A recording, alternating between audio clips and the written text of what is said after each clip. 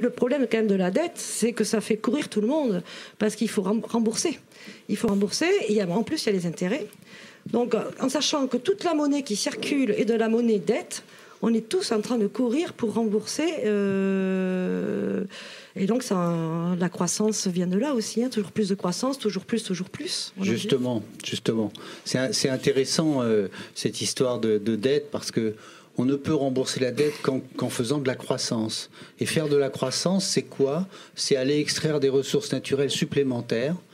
Et c'est donc aller absolument contre l'impasse écologique dans laquelle on est. La croissance, c'est d'abord de l'extractivisme. C'est d'abord de l'extraction de ressources naturelles qui vont disparaître, hein, que ce soit des ressources renouvelables ou des ressources non renouvelables. C'est-à-dire, si on pollue l'eau comme on fait, actuellement 97% des nappes d'eau françaises sont polluées par les pesticides, après il faut les dépolluer.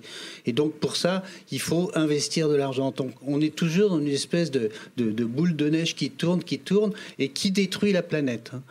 Aujourd'hui, la croissance, c'est la destruction. Je sais que tout le monde ne sera pas d'accord sur ce plateau, mais en réalité, pour faire de la croissance, il n'y a pas d'autre solution que d'aller chercher des matériaux dans le sol qui sont tout à fait finis. Et même aujourd'hui, quand on imagine le scénario Négawatt qui propose de remplacer les centrales nucléaires et les énergies fossiles par des énergies renouvelables, il est quasiment impossible à réaliser parce qu'il n'y a pas de ressources pour les faire. C'est comme les voitures électriques, les voitures autonomes, tout ça, c'est un délire de riches. C'est absolument impossible.